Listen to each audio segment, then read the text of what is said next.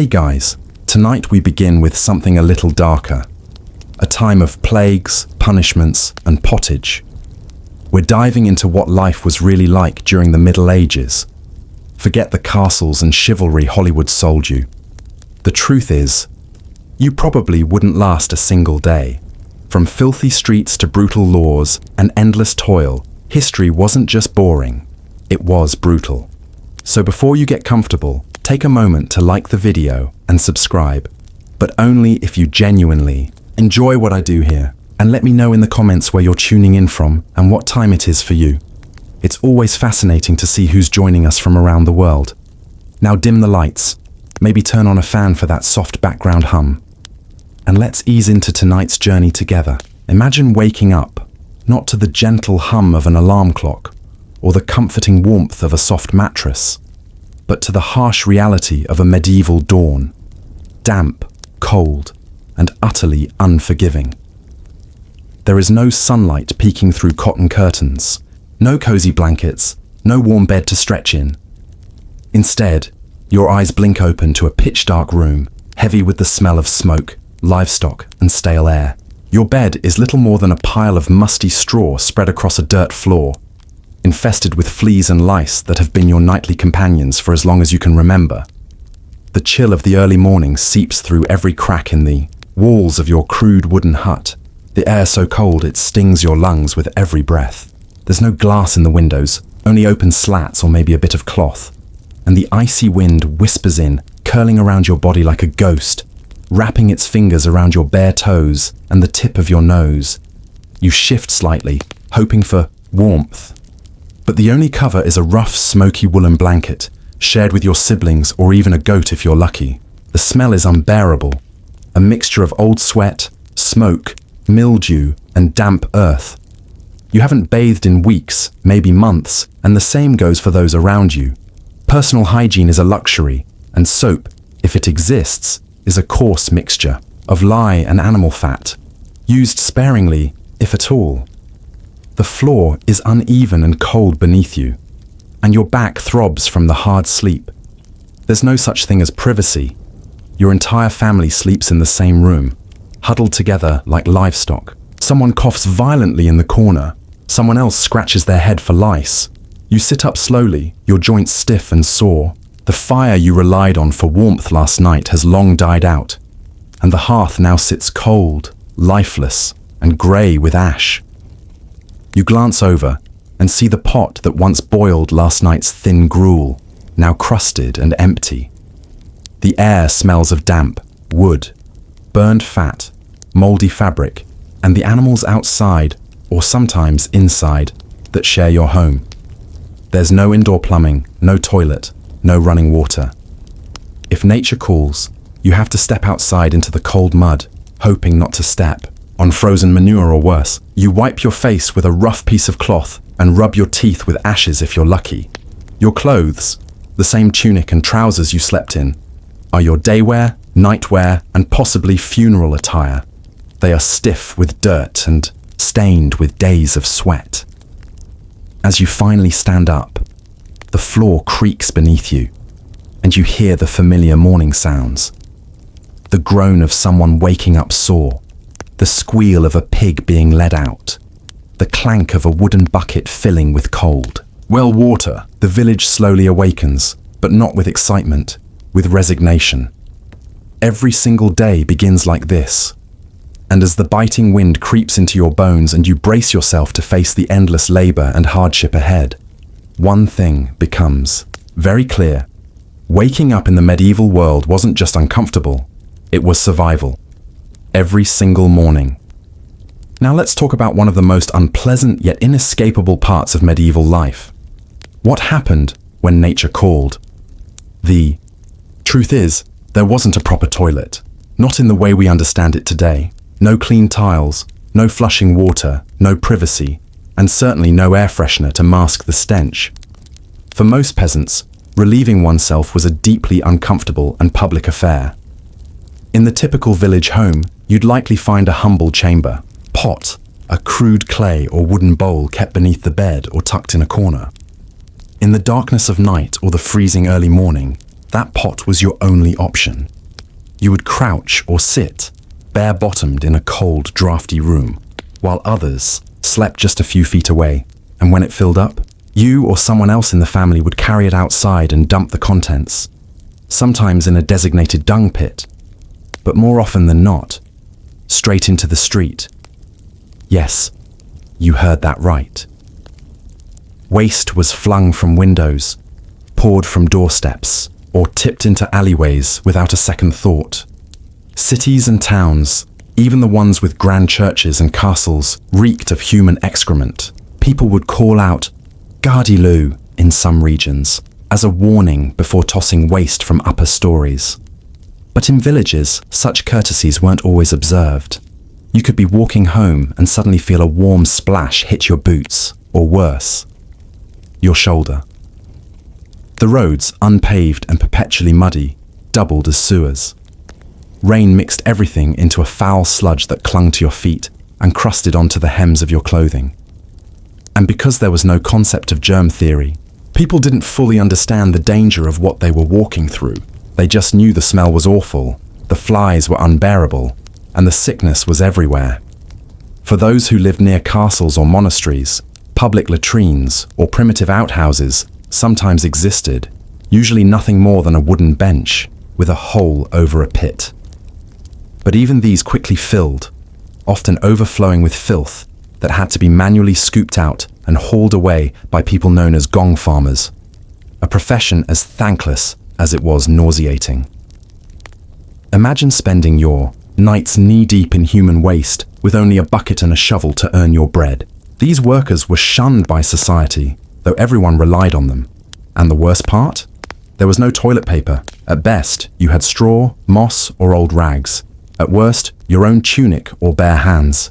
And without soap, people would continue about their day, handling food, tools, and even children, with unwashed, bacteria-laden fingers. The stench of everyday life was overpowering. Imagine a summer's day with the sun beating down on open sewage, rotting meat, sweaty bodies, and piles of waste drying in the streets. Even the rich couldn't escape it. Though castles had garderobes, vertical shafts that dropped waste down, the outer wall, the smell still lingered in halls and staircases. Scented herbs were hung from ceilings and tucked into clothing, not for decoration, but as desperate attempts to mask the odor. And diseases, cholera, dysentery, typhoid, ran rampant, spreading through tainted water and fly-covered food. Children died young, mothers fell ill, and no one truly escaped the cycle of filth. Still, somehow, life continued. People adapted to the putrid normalcy, their senses dulled by constant exposure. The idea of a clean, sanitized bathroom would have seemed like a luxury beyond imagination. But in this world, when nature called, you answered, wherever and however you could. And then you got back to work. Because in medieval times, discomfort wasn't an exception, it was the rule.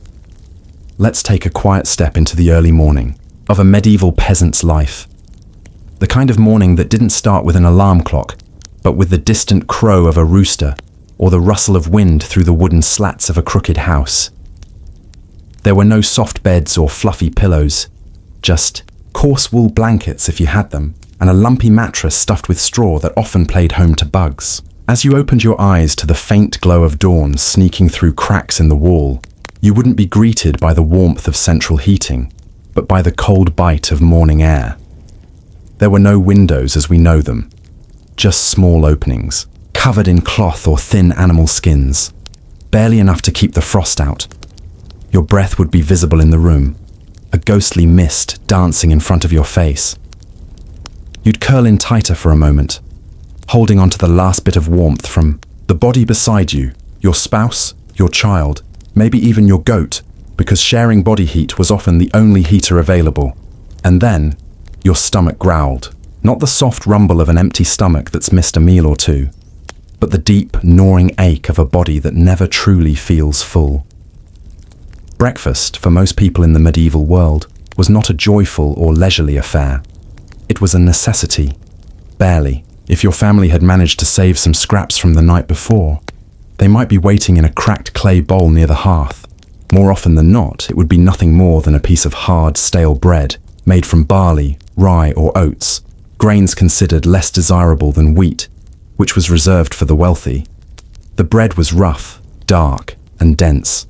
It had no softness, no fluff, and certainly no flavor. If you were lucky, the crust hadn't gone completely rock solid, but even then, it often had to be soaked in water, broth, or weak ale just to make it chewable. Speaking of ale, yes, even children drank it. Not because medieval society was careless, but because water was dangerous. Rivers and wells were often contaminated with human and animal waste, especially in villages without any kind of sanitation. Ales and small beers were brewed at home, weak in alcohol but strong enough to kill bacteria, so that was your drink.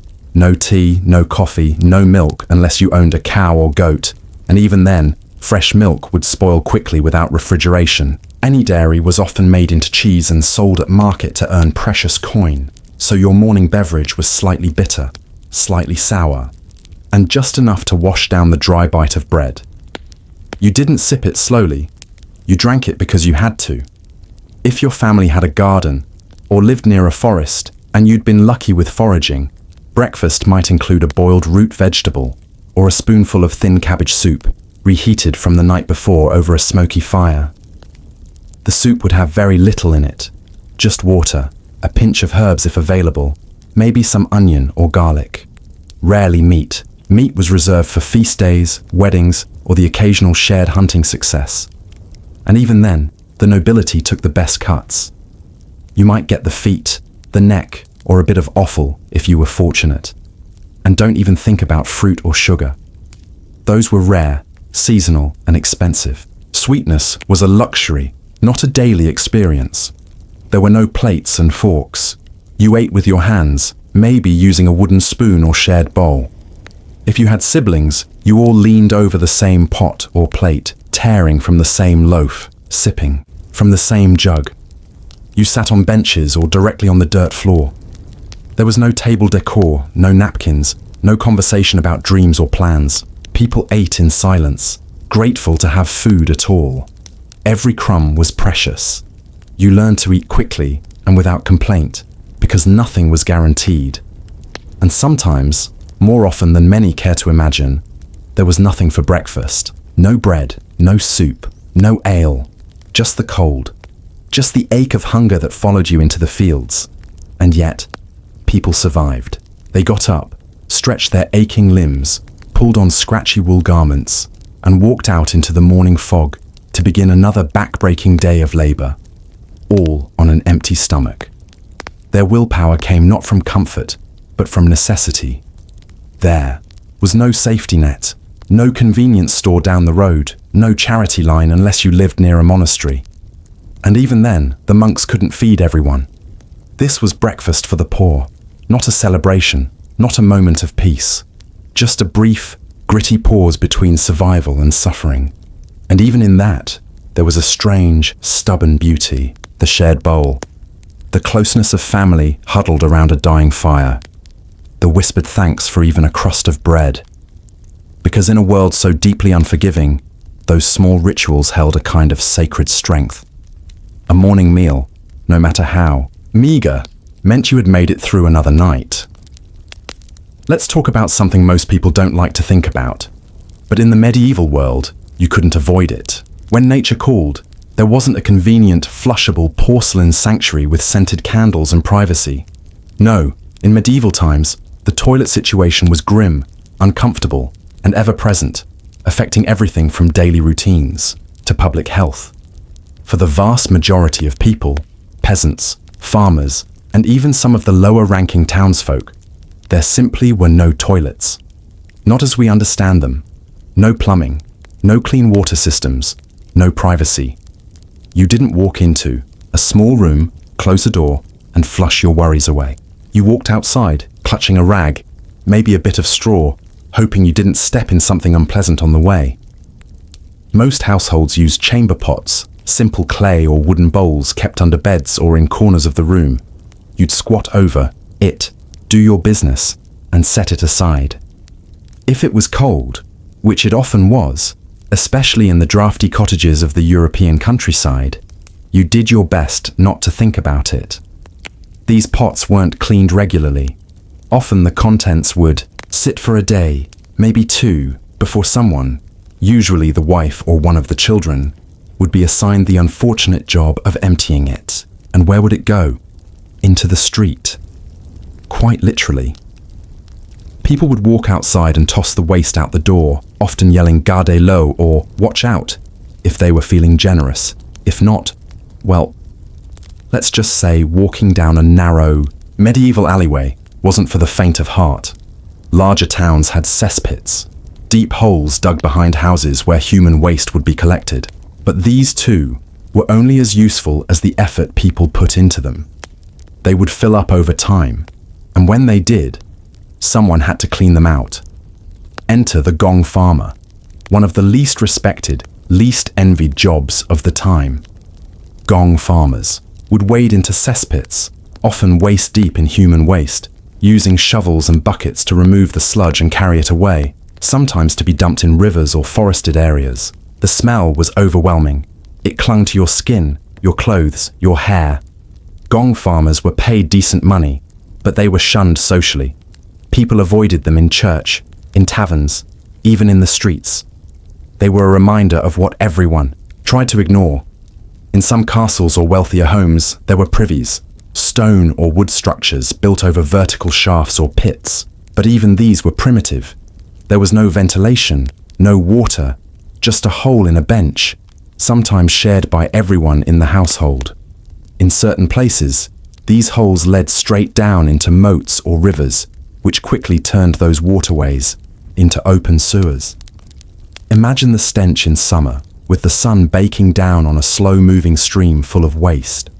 Disease thrived in such conditions.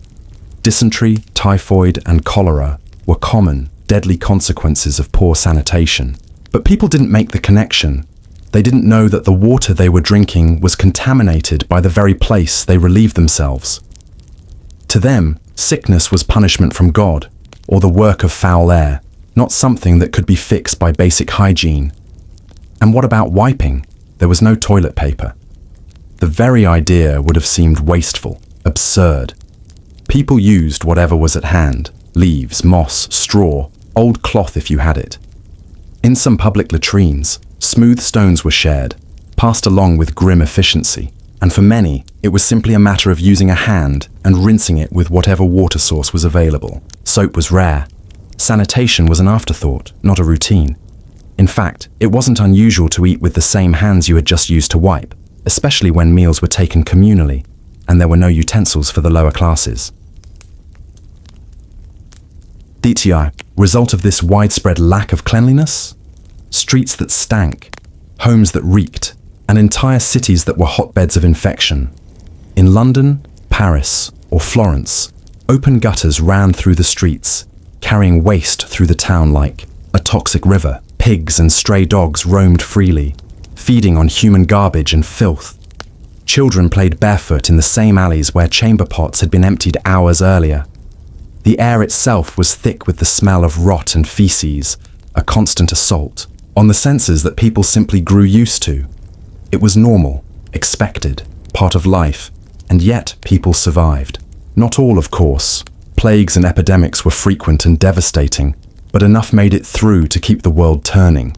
Enough accepted this grim reality with a shrug and a tightened scarf around their nose. Because when everyone smells bad, you stop noticing the smell. When everyone shares the same bucket in the same room, privacy becomes a luxury you don't even imagine. This was the toilet situation of the Middle Ages, raw, repellent, and unfiltered. It's not the part of history that makes it into textbooks, but it's perhaps the most honest lens into how hard, how undignified, and how human daily life really was. Let's take a quiet moment to imagine something very mundane, something you probably don't give much thought to in your modern life: the toilet, or rather, the complete lack of one. In the medieval world, what we call a bathroom didn't exist. No flush, no plumbing, no sinks or mirrors or tile floors, just cold dirt, rudimentary bowls, open pits, and an almost unimaginable lack of privacy. In fact, when you needed to relieve yourself in those days, it wasn't a question of where's the nearest restroom. It was more like, where won't someone see me? And how quickly can I be done? In a world without sanitation systems, toilet time wasn't a private retreat. It was a necessary, uncomfortable ritual wrapped in stink, shame, and survival. For most villagers, the day began and ended near a chamber pot, a humble, ugly container that sat under the bed, usually made of clay or wood. You didn't go far to use it. When it was dark, cold, or raining outside, you'd crouch right there on the floor, often just steps from where your family was sleeping. And no, there weren't doors or walls. It was all one room. That means if someone woke in the middle of the night and needed to go, everyone in the family likely heard them, smelled them, and simply kept trying to sleep. There was no choice, no dignity, just necessity. The pot, once used, wasn't cleaned after every use. It would sit sometimes, half full, until someone, often the women or children, had to pick it up and dispose of its contents. And that meant stepping outside, walking across packed dirt or slippery stones, and throwing the waste into the street or the open gutters that lined the alleyways of towns and villages. You might be wondering, but what about larger places? What about cities or castles? Surely they had something better. The answer, sort of. In wealthier homes or castles, you'd sometimes find privies, basic stone or wooden outhouse-like structures built over deep pits. But even these were crude, often just a hole carved into a bench, sometimes surrounded by 3 walls, maybe even a roof if you were lucky. No lights, no comfort, no cleaning. The smell was overwhelming, especially in the summer months when heat would bake the waste in the pit below and send its scent wafting upward like a sickening perfume. Imagine entering such a space at night, carrying only a dim lantern, your foot slipping on mud or worse, your hand bracing against a damp, splintered wall. That was the best-case scenario. In cities like London or Paris, cesspits and latrines became more common. These were deeper waste holes dug beneath buildings or hidden in alley corners. But they filled up quickly, and once they did, someone had to clean them. That someone was known as a gong farmer. It was a real job. These brave, miserable men would climb down into cesspits, some as deep as 15 feet, armed with shovels and buckets, and remove layer after layer of human waste. They worked by torchlight. The air was thick and heavy. The gases could make a man faint. And yes, people died in those pits, suffocated, poisoned by the fumes, or slipping into the muck and never resurfacing. The job was well paid, but socially shunned. Gong farmers were treated as outcasts. People crossed the street to avoid them. They weren't allowed in most public places. Their smell followed them everywhere, no matter how much they washed. And let's not forget the streets. Without proper sewers, cities had open gutters or ditches running down the middle of roads. These channels carried everything: rainwater, animal waste, trash, vomit, and of course, human excrement, right through the center of daily life. People simply dumped their chamber pots out of windows. If you were lucky, someone would shout a warning, "Guard low," before tossing the contents. If you weren't, you might find yourself splashed or worse as you walked below. In the marketplaces, the stench mingled with the smell of meat, fish, and livestock. It was everywhere. It was unavoidable. In many neighborhoods, especially poorer ones, the streets were essentially open sewers, alive with bacteria, insects, and disease. But perhaps the most unthinkable part for us today is this. They lived like this every day. They worked, ate, prayed, and slept with these smells. And when nature called, they didn't hesitate. They did what they had to do. There was no alternative. And what about wiping?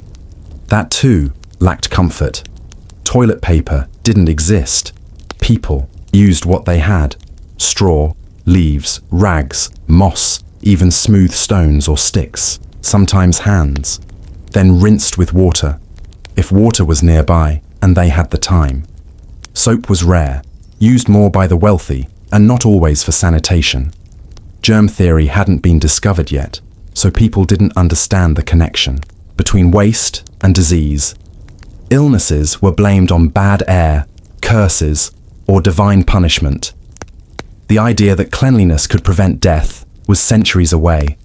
As a result, disease thrived. Dysentery, cholera, and typhoid fever were common. Children often didn't survive infancy. Adults died suddenly. Entire villages would fall ill after drinking from a contaminated well. Even royal courts, with their slightly more advanced facilities, were no exception. There are stories of palace waste systems leaking into kitchens, or noble guests becoming violently ill from the stench that rose through castle floors. It was a quiet, constant threat, a sickness hiding in plain sight, disguised as daily life. And, yet, life carried on. People adapted. They didn't know another way. The sounds, the smells, the sights of waste were simply part of the background. Normal.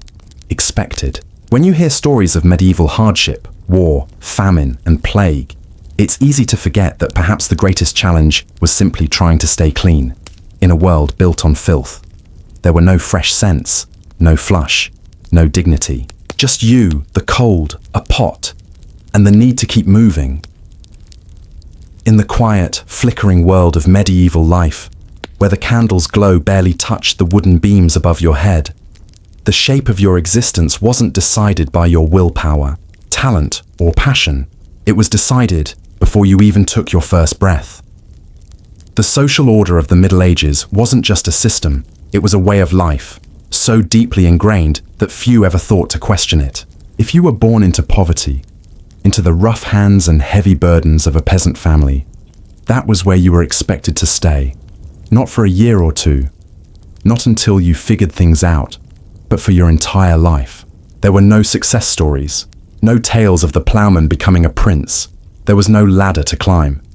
The rungs had been snapped off generations ago. From the start, a child born to a farming family would learn their place. At just 5 or 6 years old, they might begin herding livestock or helping in the fields. There was no concept of childhood as we know it today, just smaller bodies doing smaller tasks. And as they grew, their path was predetermined. Work the land, pay the Lord, obey the church, survive if possible. The idea that someone from the lower classes could rise into wealth or influence was not just unlikely, it was unthinkable. The line between the rich and the poor wasn't just economic, it was spiritual, cultural, and legal. You weren't simply poor, you were meant to be poor. And that belief was enforced every day in subtle and not so subtle ways. Serfs, a class lower, even than peasants, were not merely workers, they were considered property. Not slaves exactly, but very close. They couldn't move freely. They couldn't marry without their lord's approval. They couldn't even choose what land to till. If the landowner decided to sell the estate, the serfs were sold with it. A human being, treated no better than the soil they dug or the animals they fed. These people lived in simple huts with dirt floors and straw roofs, often sleeping alongside animals for warmth. They ate whatever was left over after taxes and tithes were collected. Meat was a rare luxury. Their clothes were coarse. Their feet were often bare. Their lives were short.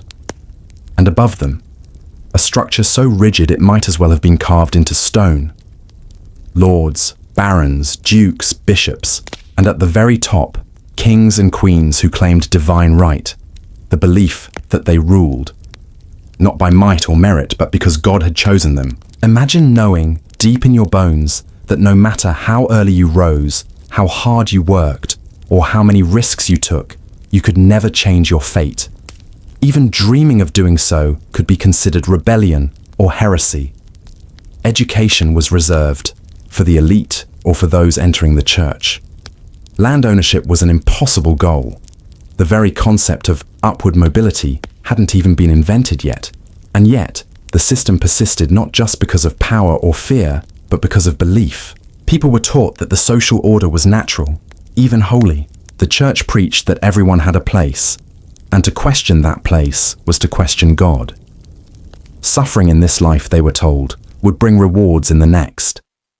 Heaven was the poor man's only hope, and hell was a constant threat for those who dared to speak out. This created a world where obedience wasn't just expected, it was internalized. Generations lived and died in the same fields, in the same hovels, following the same routines, without ever imagining anything different. It's easy to romanticize the past from a distance, the castles, the pageantry, the noble knights. But, for most people, medieval life was not a fairy tale. It was a quiet sentence served from birth to death. The roles were fixed, the rules were clear, and the punishments for disobedience were severe. A commoner speaking against a noble could face whipping, imprisonment, or worse. Peasants who tried to flee their obligations were hunted down, and revolts, when they did happen, were crushed brutally and publicly, as a reminder to others that change was not welcome here. Even marriage, that deeply personal choice in modern times, was often a matter of duty. Marry within your class, within your village, with your lord's permission. Love, if it came at all, came later. Perhaps.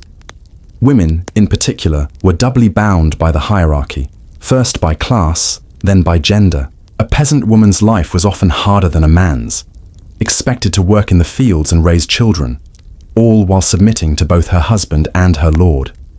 There was no escape, no safety net, just the constant ticking of seasons, planting and harvest, life and death. And yet, within this grim and rigid world, people found ways to endure, to celebrate small joys, a warm fire, a child's laughter, a song in the evening. But they knew their place. They were reminded of it daily, not just by their labor, but by the clothes they wore, the taxes they paid, and the language that separated nobles from commoners. The system was designed to keep them invisible, and it did. Their names are lost. Their stories were never written down, but they made up the majority. They were the beating heart of the medieval world, even if history barely whispers their names. So the next time you wonder why people didn't just leave or do better, remember, they couldn't. And more importantly, they were never taught to think that they could. Imagine falling sick in the medieval world, waking up with a fever, your body aching, your head pounding, and no understanding of what was happening to you. There were no hospitals like we know them today, no trained nurses, no clean clinics, and certainly no antibiotics. Instead, what greeted you was a strange mixture of superstition, rudimentary tools, and desperate hope.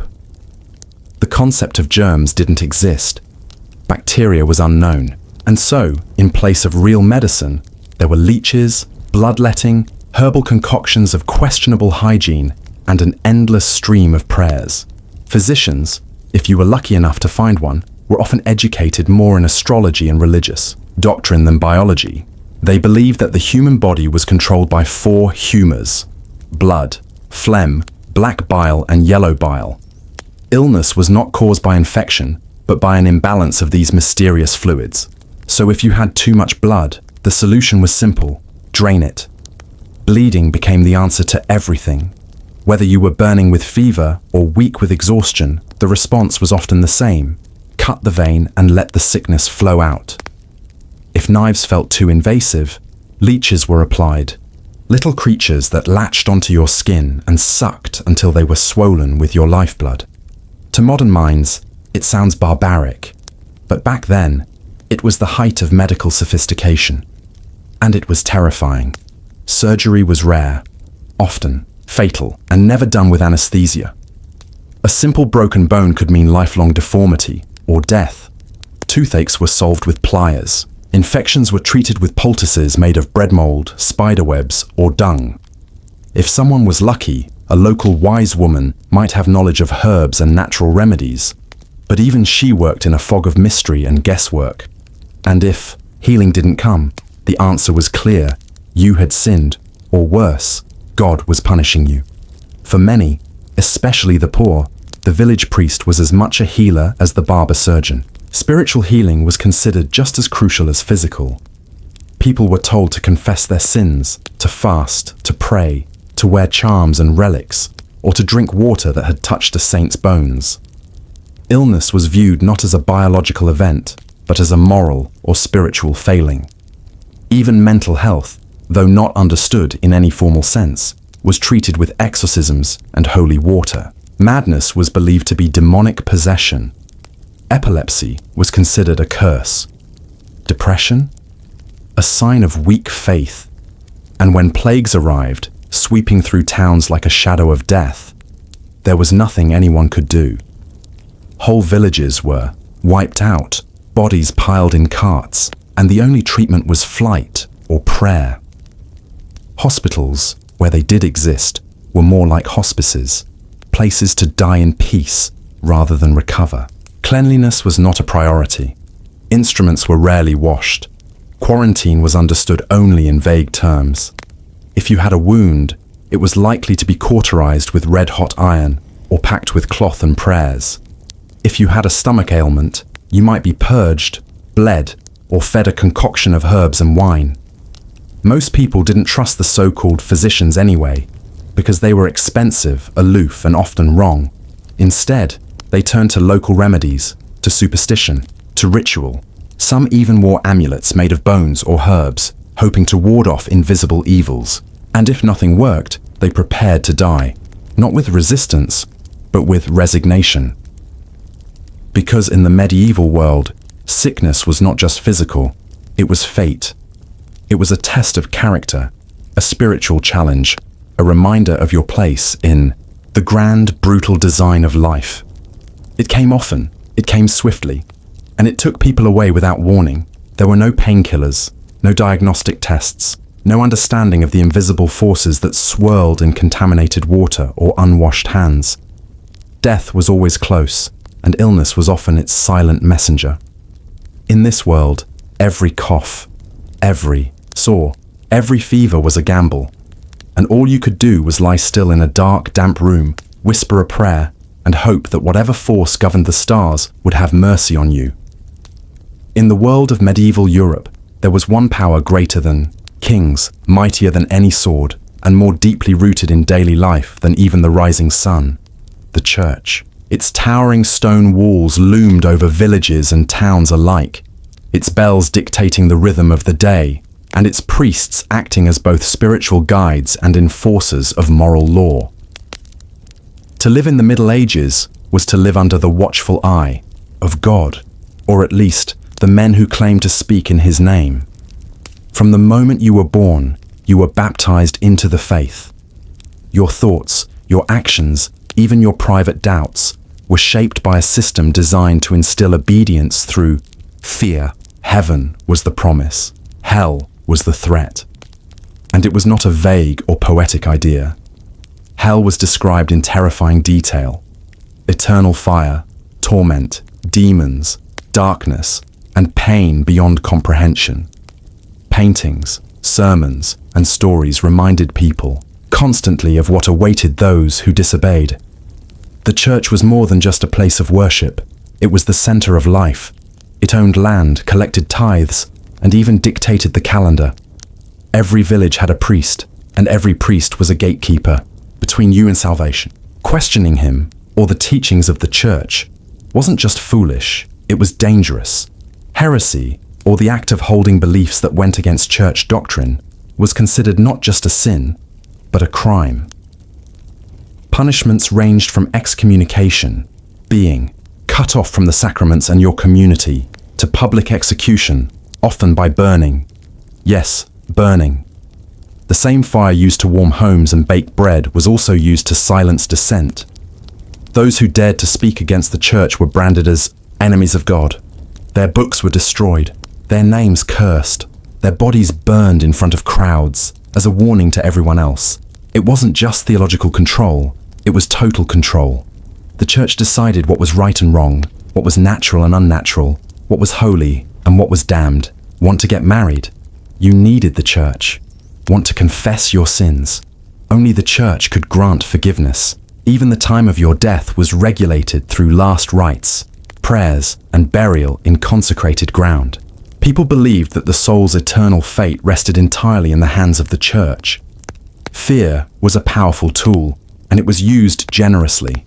Natural disasters, crop failures, illness, all were explained as punishments from God for sin.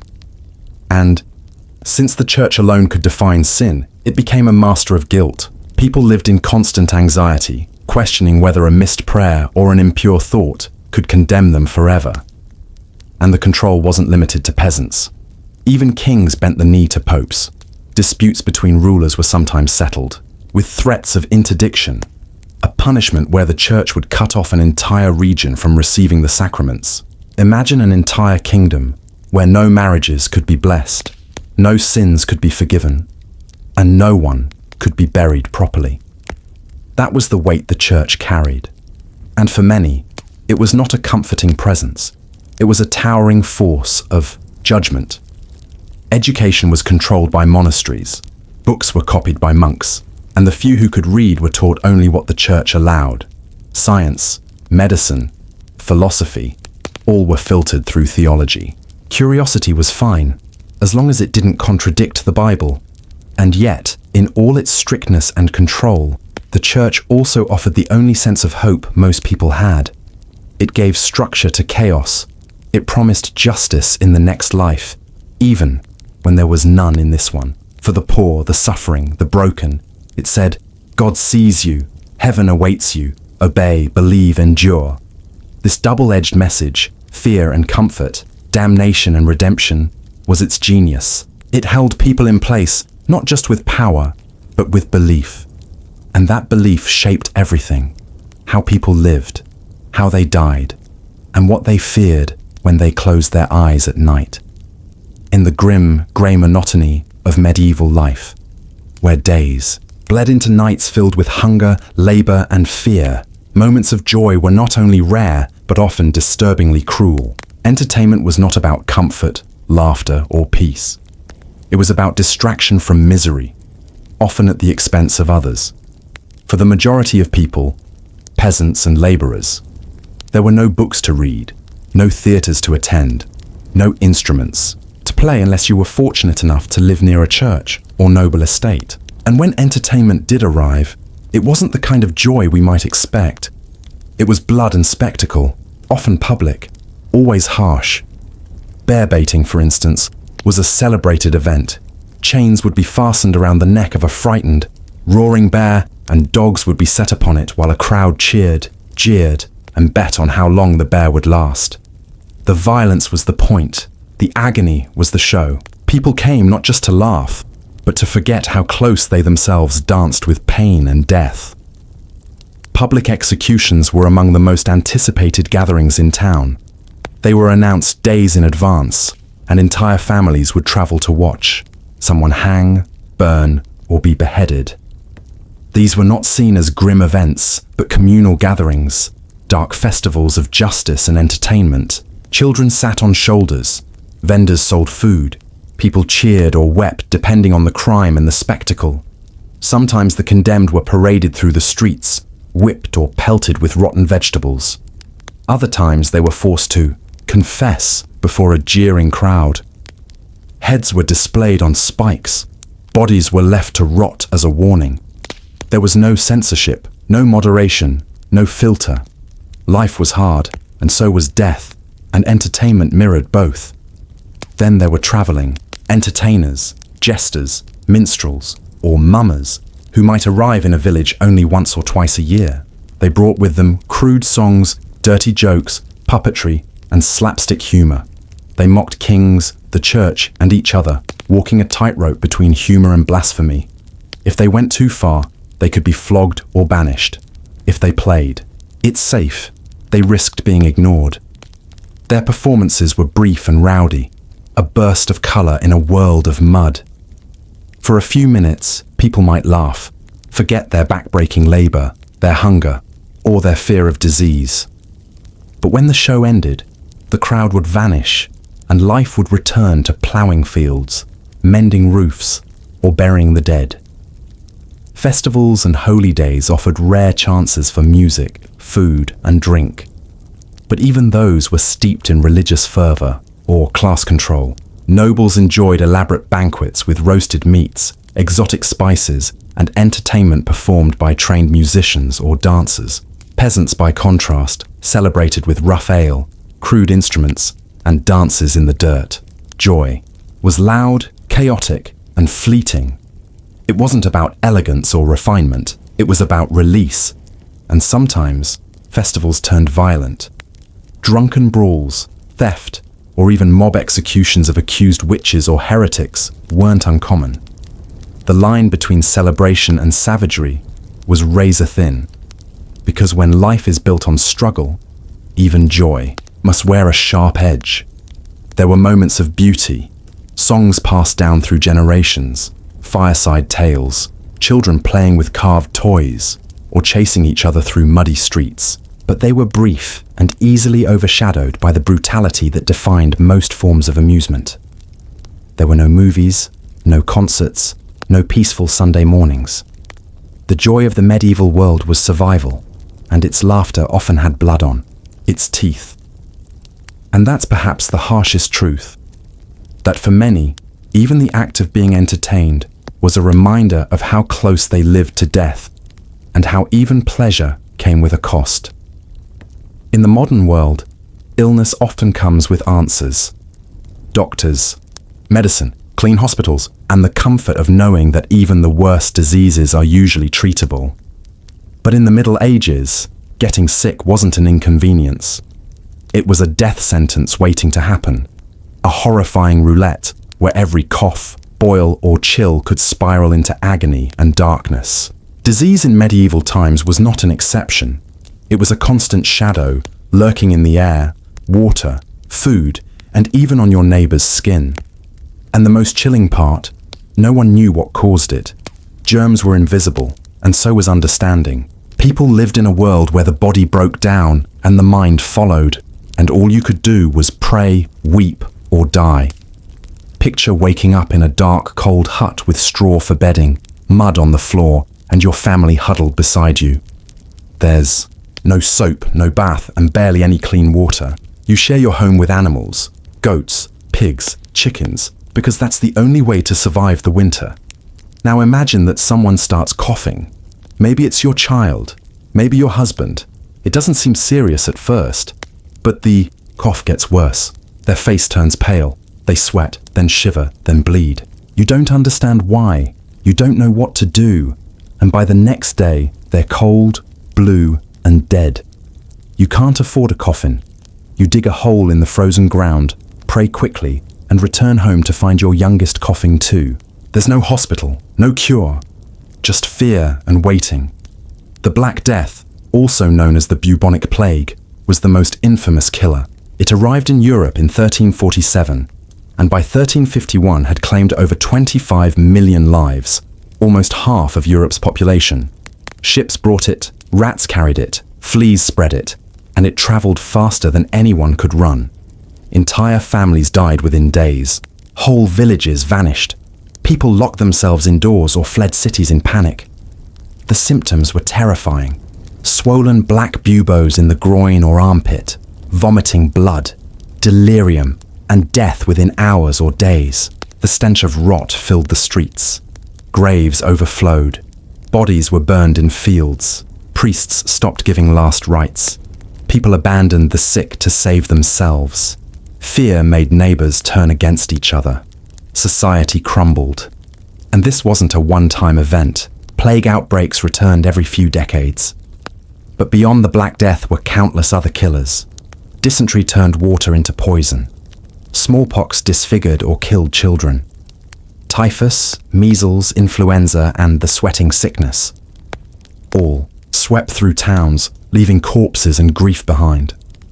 And even if you avoided those, something as simple as an infected cut, a bad tooth, or a fever could take your life. With no antibiotics, no antiseptics, and no understanding of how infections worked, a scratch could kill you just as efficiently as a sword. Mothers frequently died during childbirth. Infants didn't survive beyond age 5 in most families. The average lifespan was shockingly short. Most peasants were lucky to live past their 30s. So how did people explain it? They turned to superstition, religion, and rituals. Illness was believed to be caused by sin, divine punishment, demonic possession, or bad air, the mysterious miasma. The church said plague was God's anger. Astrologers blamed the stars. Others said it was caused by witchcraft, Jewish communities, or heretics, and this led to horrific persecutions, torture, and mass killings. In times of plague, paranoia turned to bloodshed. People were burned, drowned, or banished, not because they were sick, but because others needed someone to blame. Medical care was equally horrifying. There were no hospitals as we know them. Doctors often had no real training, relying on four humours theory, blood, phlegm, black bile, and yellow bile. If you were sick, they might bleed you with leeches, drill your skull to let out evil vapours, or force you to drink concoctions of crushed beetles and wine. Barber surgeons handled everything from pulling teeth to amputations with no anaesthetic. Surgery was done in open rooms, often with tools that weren't even cleaned, and infection was practically guaranteed. Healing, if it happened at all, was seen as divine intervention. The rich fared only slightly better. Kings and nobles also died of plagues and fevers, despite having herbal remedies, astrologers, and isolation chambers. Royal families were not immune. The idea that wealth could protect you from disease was a lie, but it was a lie people desperately wanted to believe. When nobles died, their corpses were paraded, perfumed, and prayed over, but they still rotted all the same. And imagine what it did to people's psyches to live in a world where death could come in your sleep, where your child's fever meant certain death, where love and grief walked hand in hand every day. There was no certainty, no security, only hope, fear, and resilience.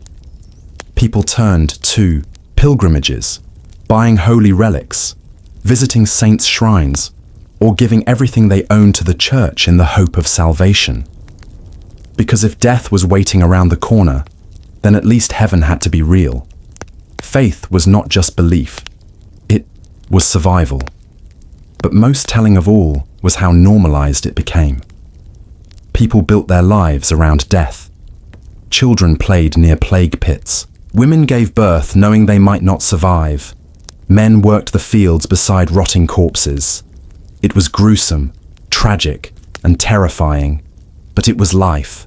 And when you see medieval paintings filled with skeletons, dancing with the living, that wasn't just art. It was a reflection of reality, the dance of death, where everyone, rich, poor, holy, wicked, joined hands and walked toward the grave. But let's dive even deeper. Imagine you're lying on a wooden board, your only bed, with a sack of hay underneath you that smells more like mold and livestock than comfort. There's no blanket, unless you've somehow managed to sew together a few scraps of rough fabric. If you're lucky, you might be sharing the space with your family, whose body heat offers some relief. But that also means cramped, awkward sleep.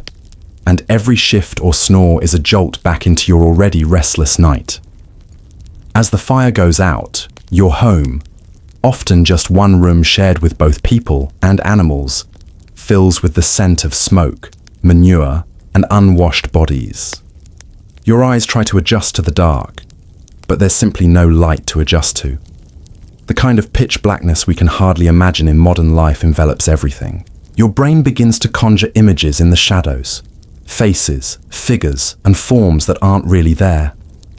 Or maybe they are, because when you can't see anything, every sound becomes suspect, every movement feels like a threat. Outside, the village is a ghost town.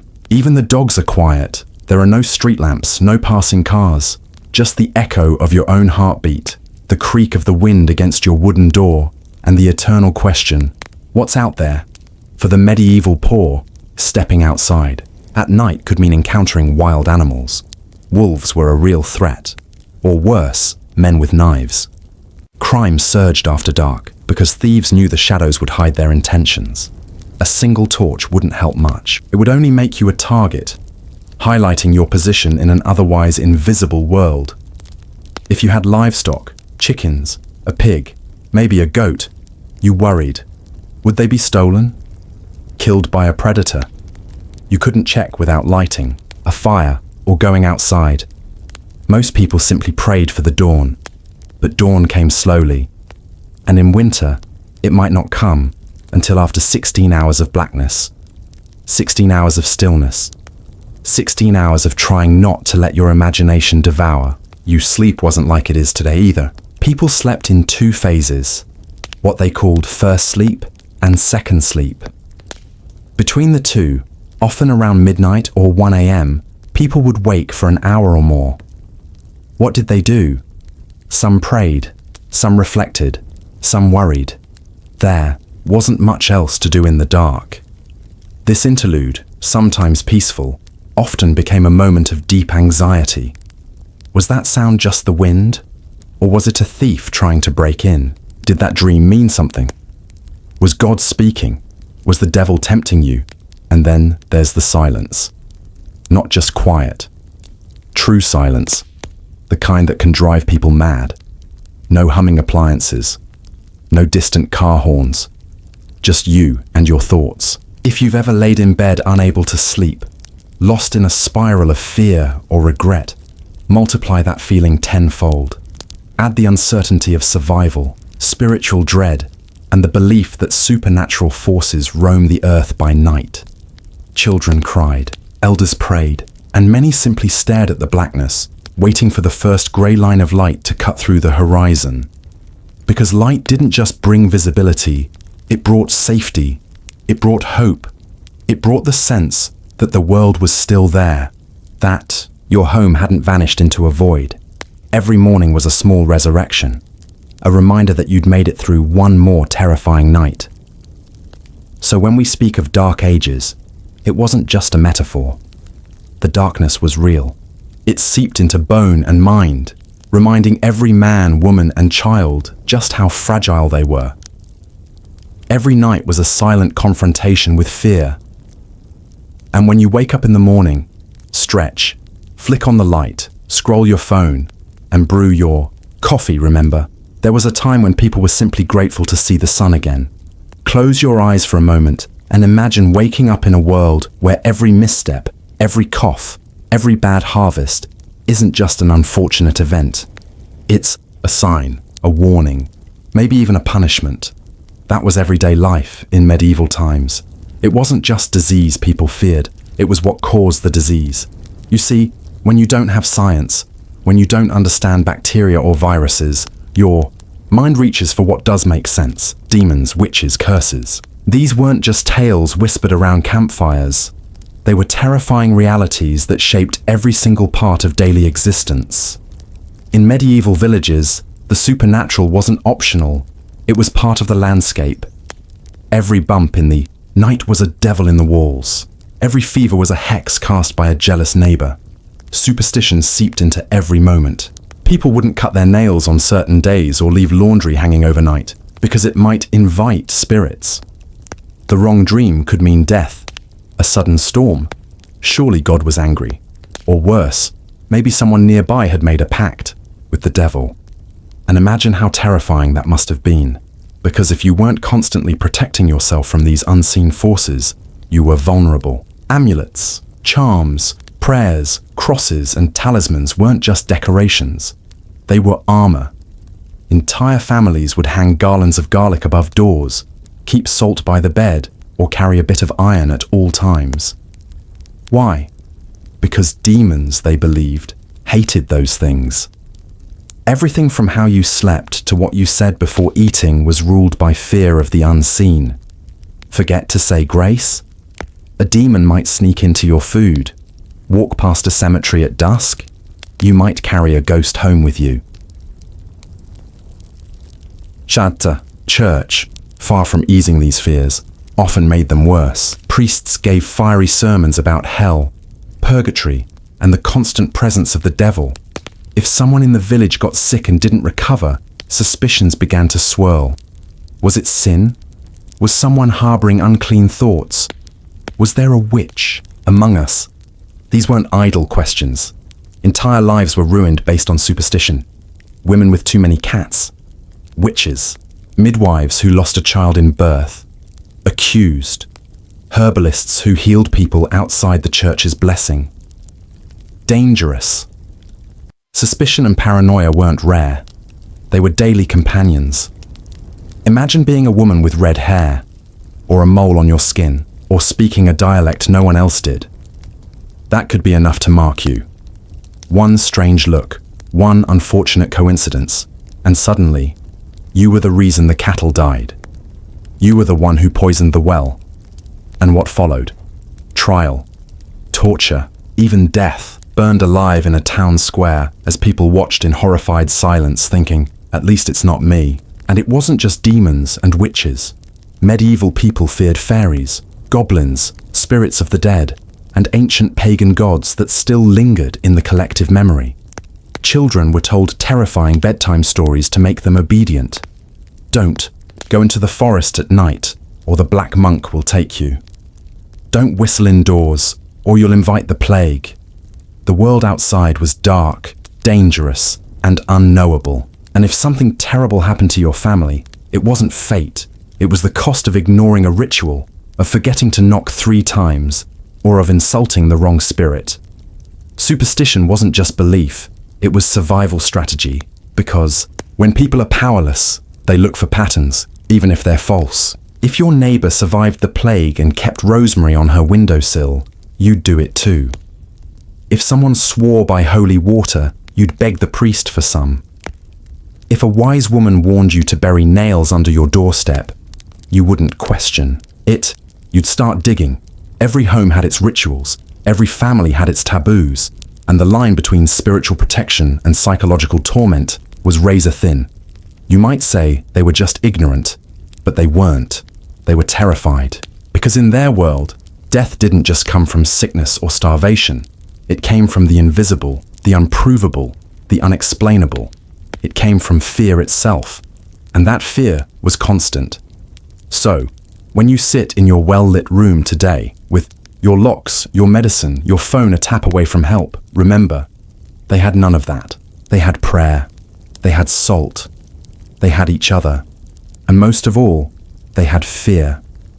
Deep, chilling, soul-shaking fear that the devil was always watching, always waiting, always ready to drag them into the darkness.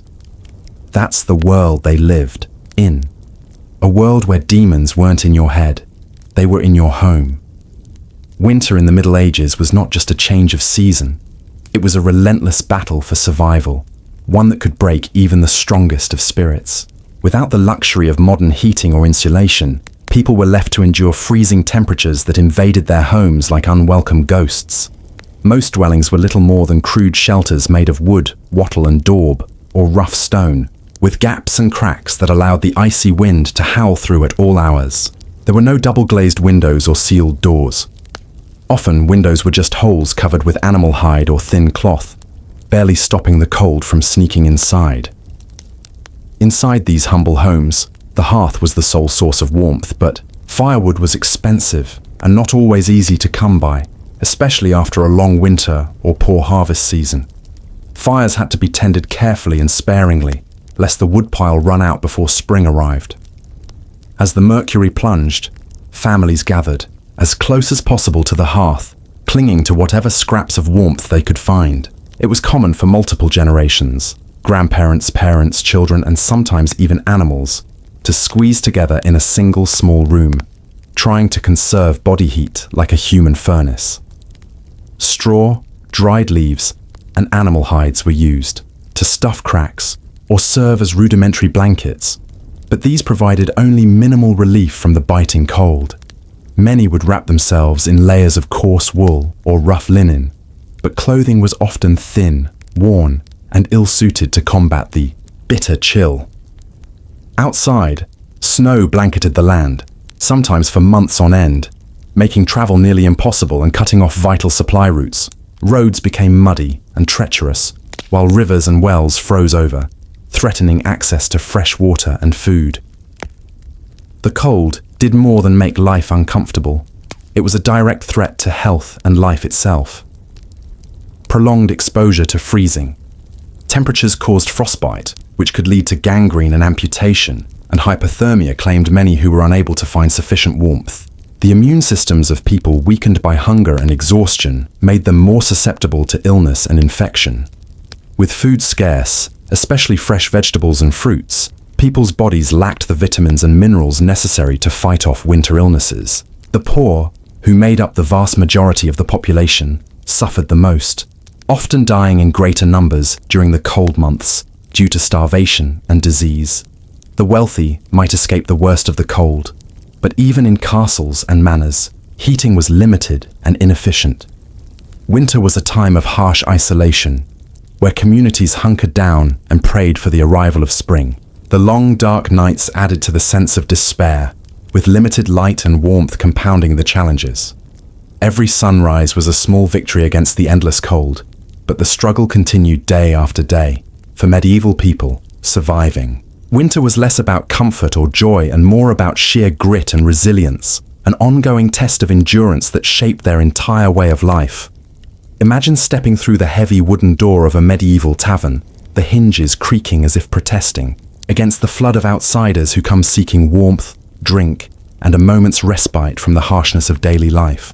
Immediately, you're swallowed by a thick fog of smoke and the pungent, unmistakable smell of sweat, stale ale, burning wood, and unwashed bodies that have been pressed close together for hours, if not days.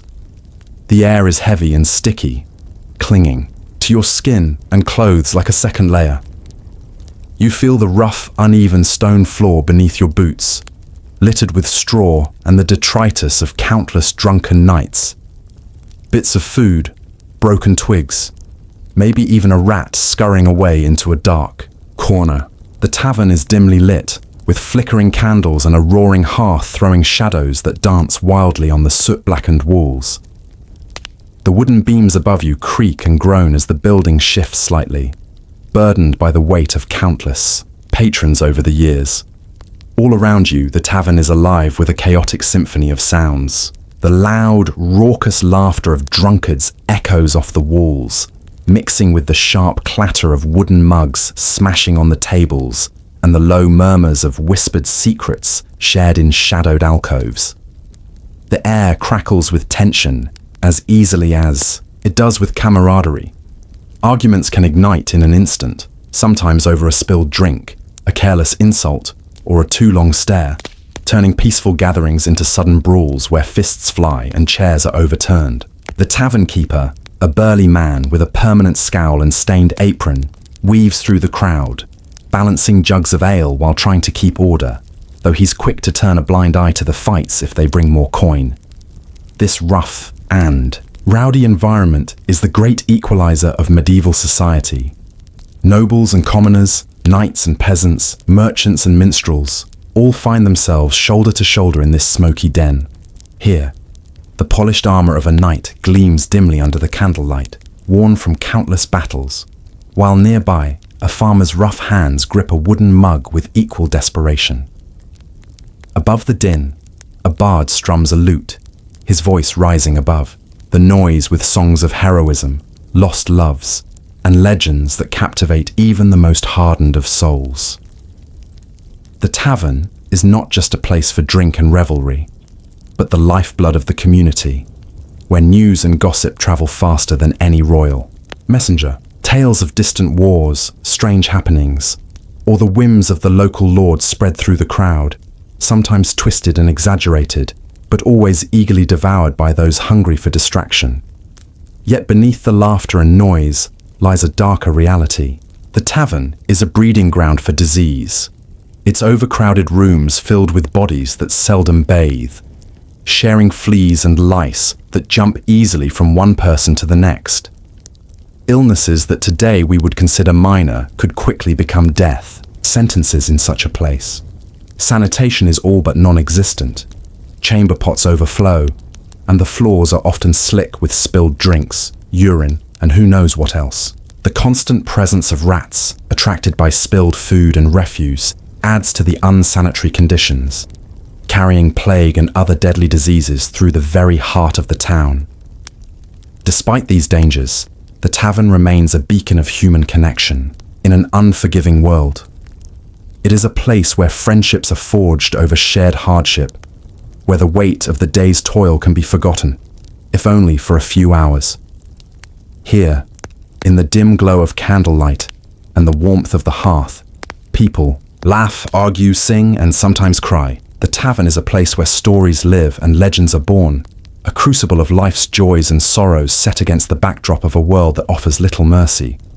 To truly understand medieval life, you must understand the tavern, its smells, its sounds, its fierce and fragile humanity. It was, for better or worse, the beating heart of the community, a place where the past met the present, and where every night was a gamble between survival and surrender.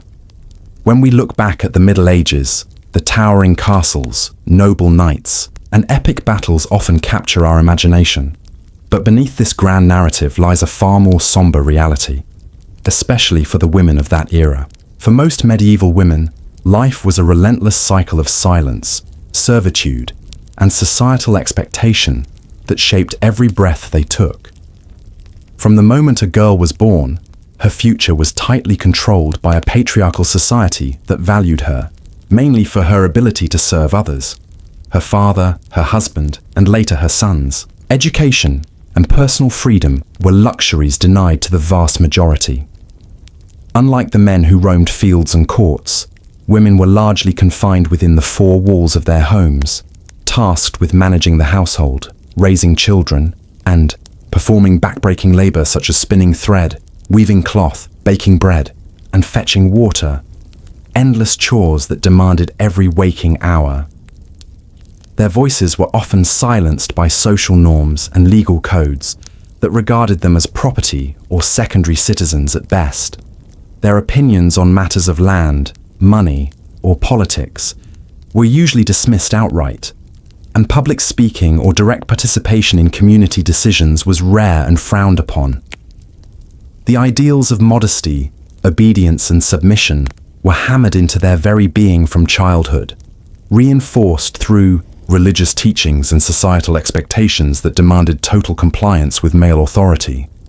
To step outside these boundaries was dangerous. Women who dared to seek education, challenge their husbands, or own property risked accusations of witchcraft or heresy, a charge that could lead to torture, exile, or death. The witch trials and persecutions that plagued medieval Europe are grim reminders of how fear and misogyny combined to keep women oppressed and voiceless. Childbirth was another defining and terrifying aspect of a woman's life. With no modern medicine or hygiene, each pregnancy was a gamble with death. Many women never survived their first childbirth, and for those who did, the repetitive cycle of pregnancy and nursing was physically exhausting and emotionally draining. Yet motherhood was not only a biological role, but also a social expectation, and women were often valued primarily for their fertility. Raising children meant not only feeding and clothing them, but also teaching them the ways of the household and preparing daughters for the same harsh realities they faced. Widowhood occasionally brought a brief respite, granting some women a degree of autonomy, especially if they inherited land or wealth. Still, even widows had to navigate a male-dominated legal system that could challenge their right to own or control property. Despite these restrictions, many medieval women found subtle ways to wield power and influence behind the scenes. Some became skilled healers or midwives, trusted with the health and well-being of their communities. Others acted as managers of estates during their husbands' absences or after their deaths, making crucial decisions about finances, trade, and workers. Religious life also offered an alternative path. Joining a convent could provide women with education, relative independence, and spiritual authority, though even these roles were circumscribed by strict rules and male oversight. The stories of these women are largely absent from mainstream history, erased or overshadowed by the deeds of kings and warriors. Yet their resilience, endurance, and quiet strength formed the backbone of medieval society. Their lives, lived largely in silence and obscurity, were nonetheless filled with moments of profound courage and sacrifice. To truly understand the Middle Ages, we must listen carefully to the echoes of these silenced voices. the women who endured hardship without complaint, whose contributions shaped families and communities, and whose spirits refused to be broken, despite the weight of oppression. Their legacy is a testament not only to suffering, but also to the indomitable human will to survive and persevere in the face of overwhelming adversity. In the harsh and unforgiving world of the Middle Ages, childhood, as we understand it today, was almost non-existent. For the majority of children, life began early and ended abruptly, with very little time for innocence or play.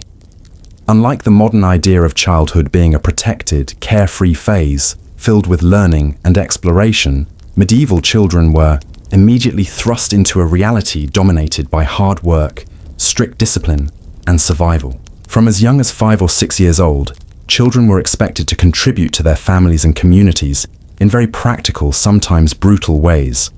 They were seen not as young innocents to be sheltered, but as miniature adults who had to work alongside their parents and older siblings to keep the household afloat. In peasant families struggling just to survive, every hand was needed, and the labor of children often meant the difference between starvation and a meager meal. Daily, life for these children was a grueling cycle of chores and responsibilities. Boys might be sent away as apprentices to learn trades such as blacksmithing, carpentry, or farming. These apprenticeships were long, harsh, and demanding. A boy could spend years under the strict supervision of a master craftsman, working from dawn until dusk, performing exhausting manual labor with little rest. Mistakes were not taken lightly. Discipline was severe, often enforced through punishment. Meanwhile, girls were usually trained at home or nearby to take on the enormous task of managing the household.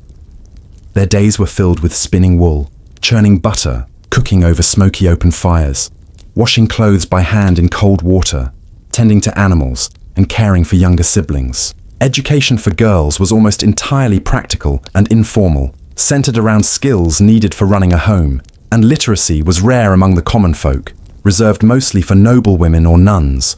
Formal schooling was a privilege available only to children of the wealthy, nobility, or clergy, who might attend church-run schools or have private tutors. For the vast majority, education came in the form of oral storytelling, religious instruction, and learning by doing. They memorized prayers, local legends, and the basics of their trade or household duties, but they rarely had the chance to read or write. The absence of schools for commoners meant that many children grew up illiterate and ill-prepared for anything beyond manual labor.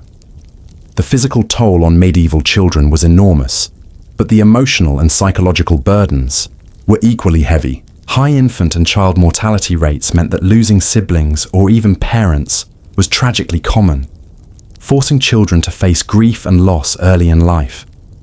The constant threat of disease, famine, and violence made every day unpredictable and dangerous.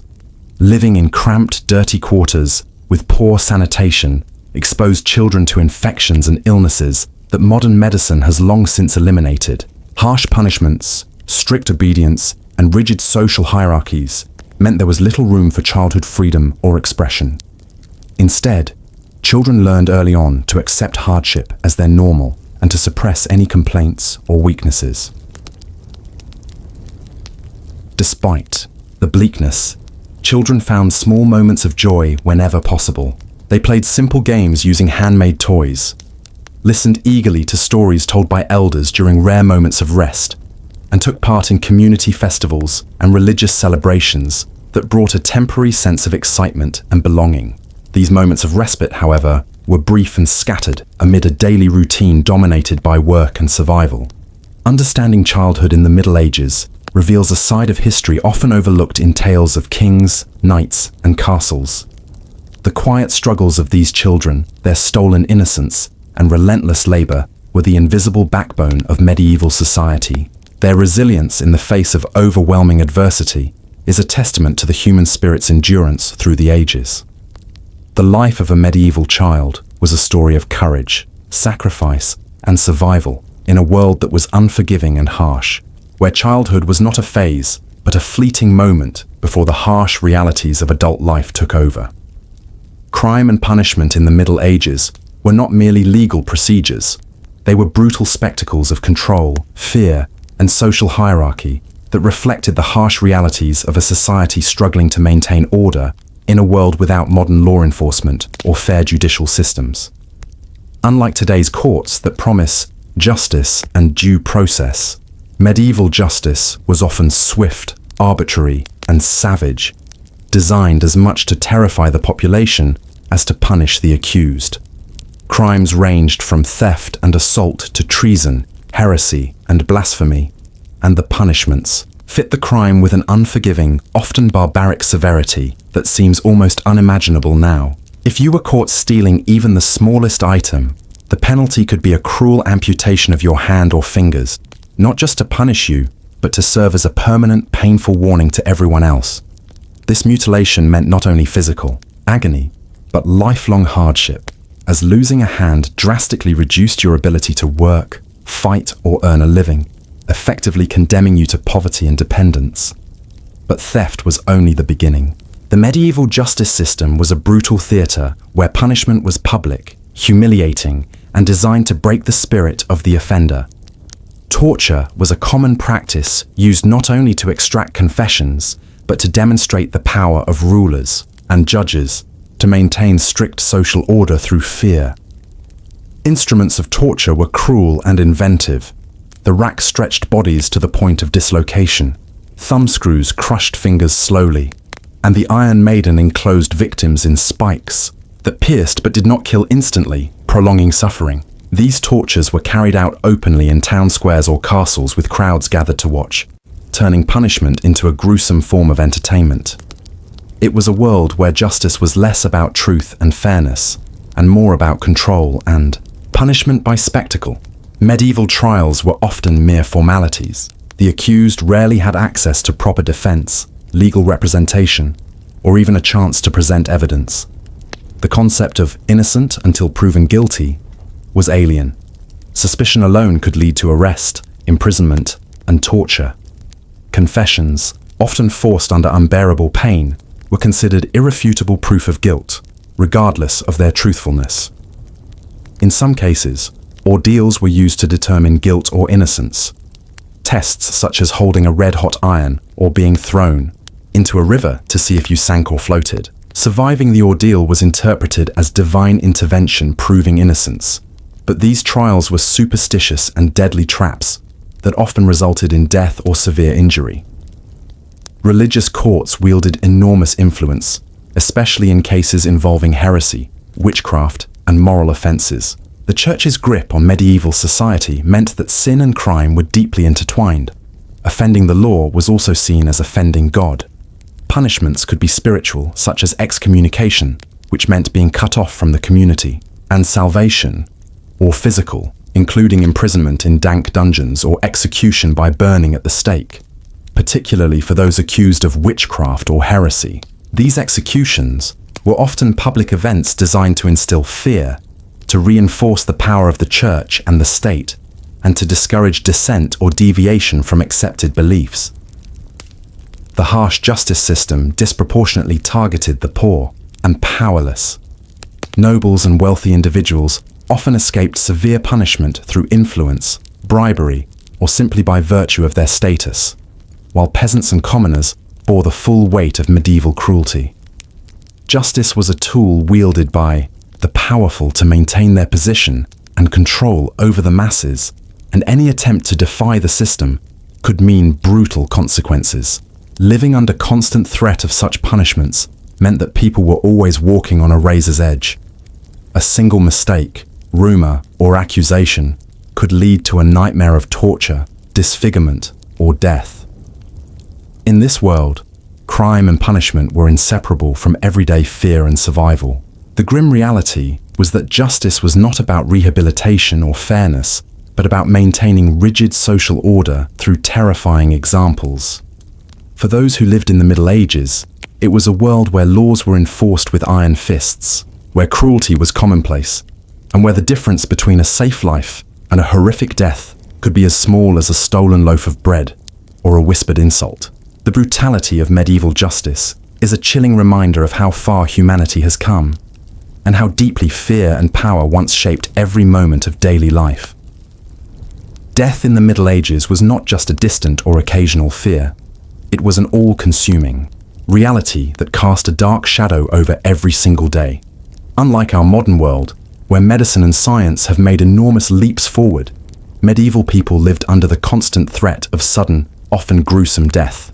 Life expectancy was shockingly low, with many people dying before reaching their 30th birthday, and infant mortality rates were staggeringly high. The causes were many: rampant disease, poor nutrition, unsanitary living conditions, brutal manual labor, and a near-complete lack of effective medical treatment. The infamous Black Death was only one terrifying chapter in a long history of plagues and epidemics that ravaged medieval Europe again and again. This particular pandemic, which struck in the mid-1300s, wiped out between a third and half of the entire population, leaving entire villages deserted and families wiped out. Yet even outside such cataclysmic events, sickness was a regular visitor. Diseases like smallpox, measles, typhus, tuberculosis, and dysentery spread easily in the cramped, dirty quarters where peasants and even townsfolk lived. Without clean water or proper sewage systems, waste contaminated drinking supplies and streets, breeding illness and death. Medical understanding was rudimentary at best, and many treatments were not just ineffective, but downright harmful. Theories of disease were based on superstition, the imbalance of bodily humors, or divine punishment for sin. Doctors used methods like bloodletting, purging, or applying poultices made from herbs, but often these did more harm than good. Surgery was agonizingly painful and rarely successful, done without anesthesia and in unsanitary conditions, often leading to fatal infections. Women faced tremendous danger during childbirth, with a high percentage dying from complications. Newborns were incredibly fragile, with many succumbing to infections or malnutrition within their first year. Death's omnipresence shaped every aspect of medieval life and culture. People accepted mortality with a mixture of fear, resignation, and religious hope, always preparing for an untimely end and the prospect of the afterlife. Funerals, burials, and religious rituals were not only moments of mourning, but also public reminders of life's fleeting nature. The macabre, danse macabre, or dance of death art symbolized this universal fate. No matter one's rank or wealth, death came for all.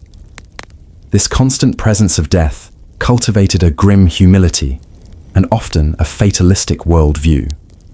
It influenced literature, poetry, and art, embedding a sense of urgency in how life was lived and placing ultimate importance on spiritual salvation. Socially, the constant threat of death also forged close-knit communities. Neighbors depended on one another for care during illness and comfort in grief. People shared their hardships and losses intimately, creating bonds born from collective suffering. The awareness of life's fragility made celebrations of life, religious festivals, and family gatherings deeply meaningful, moments to savor amid uncertainty. Living in the Middle Ages was living with death as a near-permanent companion. Each day was a gamble, and every breath could be your last. Hunger, cold, disease, and violence were relentless adversaries, making survival itself a triumph. Yet through these dark times, the human spirit endured, demonstrating remarkable resilience, faith, and ingenuity. This reality, harsh, raw, and sobering, forces us to appreciate how fortunate we are today and to honor the courage of those who face such brutal existence with dignity and strength. As we stand here, having traversed the centuries to witness the brutal realities of medieval life, the magnitude of their daily struggles becomes overwhelmingly clear. There were no central heating systems to stave off the relentless bite of winter's chill. No warm baths or showers to wash away the grime and exhaustion of the day. And certainly no hospitals filled with medicines and doctors ready to save lives.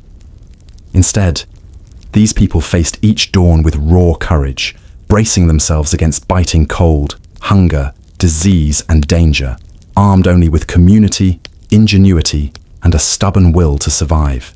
The stench of refuse piled in the streets, the suffocating darkness that swallowed the nights whole, the endless labor that wrung every ounce of strength from their bodies. All of this was the backdrop against which their lives unfolded.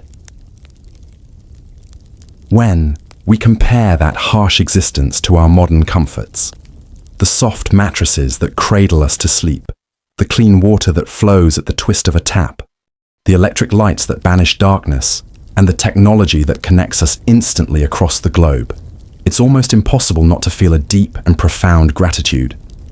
These comforts, so ordinary to us, are in fact extraordinary privileges that have been earned through the centuries of human struggle and perseverance. The medieval peasants and townsfolk lived without these luxuries, yet they created the very foundations upon which our present lives stand. They built communities, traditions, and knowledge despite constant threat from disease, starvation, and violence. But beyond gratitude, this journey into the past invites us to cultivate empathy and humility. It reminds us that every era, every generation carries its own battles. Though ours may be less visible or less deadly, they are no less real to those who face them. As we consider how much easier life is today, we must also remember those around the world who still endure hardships similar to those of medieval times. This awareness should inspire us not only to appreciate what we have, but to act with compassion and generosity toward those less fortunate. Moreover, the resilience of those who lived through medieval hardship offers us lessons that transcend time. Their determination to survive despite overwhelming odds, their resourcefulness in making do with so little, and their ability to find moments of joy and community in a harsh world are reminders of the enduring strength of the human spirit. As we navigate our own modern challenges, stress, uncertainty, loss, may we draw inspiration from their example. May we face our difficulties with courage, hold on to hope, and support each other as they once did under that thatched roof. And so, as we bring this journey to a close, I want to leave you with a challenge. Let this glimpse into the past deepen your appreciation for the life you live today. Reflect on the comforts and freedoms you enjoy, and consider how you can carry forward the lessons of resilience, gratitude, and community into your own life. What changes can you make to live more intentionally? How can you support those who face hardship in their own lives? How can remembering history help you grow stronger and more compassionate? If this exploration into medieval life has resonated with you, inspired new thoughts, or stirred emotions you weren't expecting, please take a moment to like this video, subscribe for more deep dives like this one, and share your reflections. In the comments below, I am eager to hear your stories, your insights, and how history shapes your perspective today. Together, we can build a community of learners, thinkers, and empathizers who honor the past by living with greater awareness and kindness. Thank you for staying with me on this remarkable journey through time. Your engagement means the world, and I look forward to continuing these explorations with you. Until next time, stay curious, stay grateful, and never stop seeking the stories that connect us all.